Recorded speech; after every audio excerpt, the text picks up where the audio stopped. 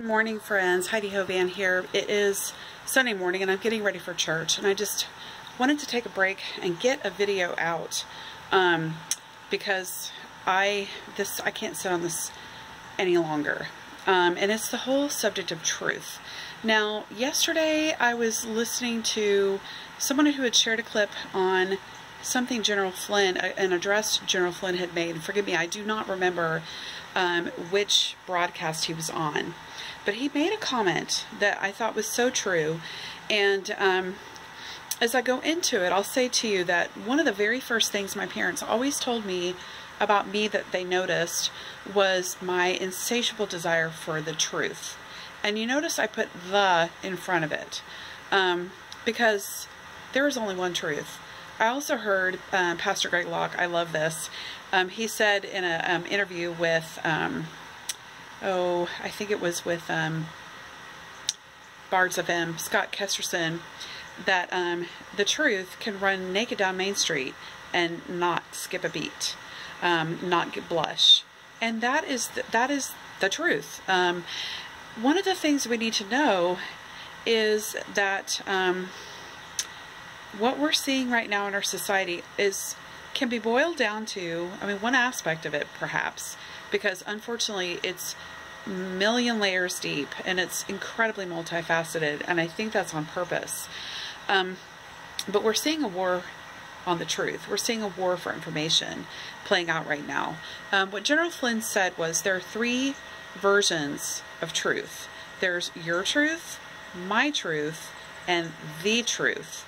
And interestingly enough, when I think about that in the context of the current election audits, I had been sitting over here thinking, there's no way, like, this is incontrovertible. How could people disagree with this? But I actually think we can ask that question over the past year, and all of us know that it very much, to a lot of people in our society, and hopefully less and less as time goes on, and the truth keeps coming out, that people have different versions of the truth, and they do not always line up with either the truth or my understanding of the truth. And I'm very happy making the claim or reminding people that I don't necessarily have a corner on the truth. I really do rely on the God who provides all truth and leads us into all truth.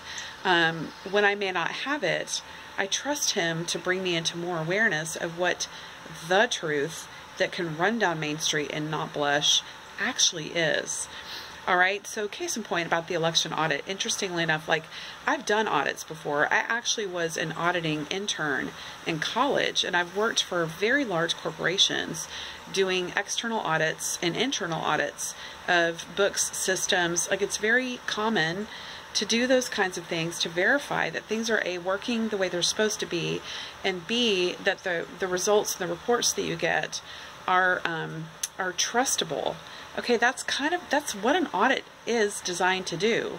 And it's designed to poke holes. It's designed to show when you have holes poked, or when you can poke holes in your system, so you can fix those holes, so you can close those up and trust the information a little bit better, or a lot better in some cases. So I'm sitting over here thinking, like, well, I've got all this experience with audits.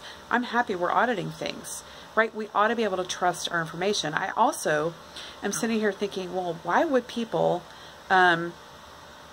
challenge an audit? Like, wouldn't you want to know that the results are valid? But I was listening to a broadcaster, and I actually don't want to bring attention to this person. They're on MSNBC, and you can go look at the list of reporters. Well, it's Jim Scarborough, okay, which's got a colored past. Yeah. And he was actually making the claim, and Katie Hobbs backed this up, she's the Attorney General of Arizona, that their claims are to protect the privacy of all these voters. And the issue is that information is not getting out. Like, there are things that are validated, you know, signature matches, envelopes per ballots, applications for absentee voting, applications for mail-in voting. They have to look at the ballots. They're going to have to see names, but they're not writing down things. And might I remind people that there are people over time, the most recent of whom I can think was Tucker Carlson, that have been publicly doxxed for, you know, supporting a certain candidate, or, you know, raising questions about the way things work. So they can make claims that they're actually protecting the safety and security of the people who voted, but there are flagrant inconsistencies in their own mindset. That's one thing you need to look at, is how consistently do they practice what they preach. But what I did want to mention that was super interesting was that they have basically told themselves this is the truth, right? But remember, there's 3 versions of the truth. There's their truth, my truth, or your truth, and the truth. And they are very convinced of their truth, but their truth can't stand up against, you know, there are many ways that it looks like there have been fraud committed in this election, that not the least of which have to do with the ballots. I mean, there's machine issues and databases that were deleted and things like that. So they can make all the claims they want, but at the end of the day, the truth is going to run down Main Street naked, and no one's going to be embarrassed for the person running down the street.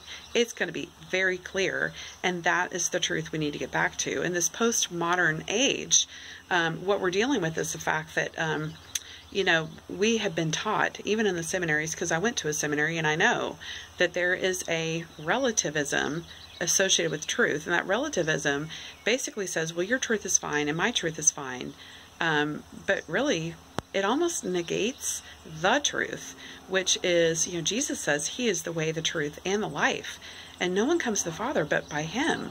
And so there is the truth, and I'm absolutely convinced that the God of all truth, that knows what the truth is, can lead us and guide us into all truth.